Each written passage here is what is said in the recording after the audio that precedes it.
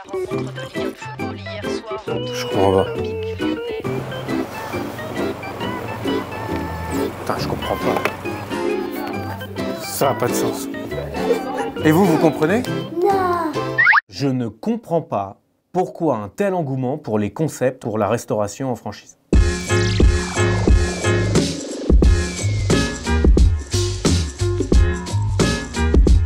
Paris Franchise Expo vient de se terminer. Alors pour les non-initiés, qu'est-ce que c'est Paris Franchise Expo? C'est là où vous allez retrouver tous les franchiseurs qui une fois par an se réunissent pour rencontrer des candidats à la franchise et présenter leurs concepts. Ce qui m'a surpris un peu cette année, c'est qu'on avait la moitié du salon qui était sur la partie restauration, restauration rapide et restauration traditionnelle. On a même eu le retour de McDonald's qui était là, qui n'était pas là depuis des années. Bonjour. Ça a creusé et attisé ma curiosité et je me suis dit mais pourquoi un tel engouement? Pourquoi il y avait autant de monde dans les allées sur ces éléments de restauration, à tel point que parfois on ne pouvait même pas passer dans les allées. Sur les 2 dernières années, avec le conflit russo-ukrainien, on a l'augmentation des matières premières et du coût de l'énergie. Je me dis c'est un peu compliqué, donc j'ai essayé d'obtenir des chiffres. On a 179 000 restaurants en France. Jusqu'à là, tout va bien. En 2022, il y a eu 4 800 restaurants qui ont fermé. Bon, ça ne fait pas grand-chose, ça fait 2%, donc il n'y a rien d'alarmant. J'ai continué à creuser. Si on inclut la restauration rapide, le panier moyen, c'est 10,70 € par repas. Donc pour faire 1 million d'euros, il faut faire un petit peu de chiffre. On a besoin de se nourrir, pas de souci. Vous pouvez avoir des restaurants, vous pouvez faire de la livraison, vous pouvez faire pas mal de choses. Tous ces éléments-là sont des éléments forts.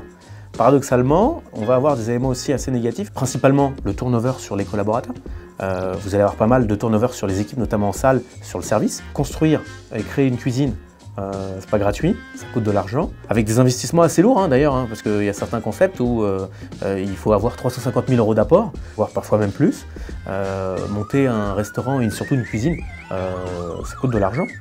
Après, la durée, la plage horaire, c'est-à-dire que vous allez travailler entre midi, vous allez avoir après une pause, et parfois vous n'avez même pas de pause, et l'après-midi, vous allez travailler jusqu'à tard le soir. Vous travaillez les jours fériés, vous travaillez... Donc vous voyez, il y a quand même pas mal de contraintes pour le créateur d'entreprise qui ne sont pas neutres.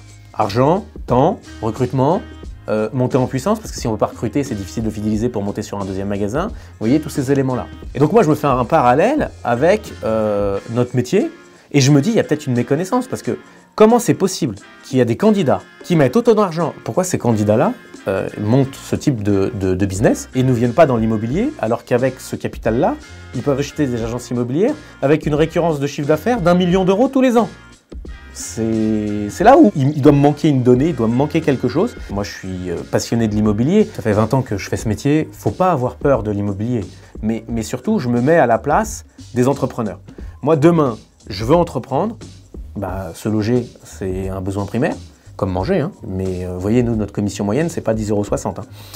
Derrière, de la récurrence de chiffres. Ça veut dire que quoi qu'il arrive, qu'il y ait une crise ou pas une crise, parce que vous voyez que dans l'immobilier, on est un peu chahuté, mais comme nous, dans le réseau La Forêt, on a les 3/4 des franchisés qui font de la gestion locative. Souvenez-vous, revenus réguliers qui tombent.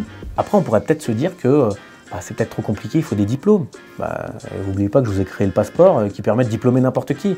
Donc vraiment, je ne vois pas le sens aller dans des choses qui sont plus compliquées alors qu'on pourrait investir moins et aller dans des choses qui sont plus faciles. J'attends de vous, dans les commentaires, que vous puissiez aussi me donner votre avis pour peut-être voir des choses que j'ai loupées.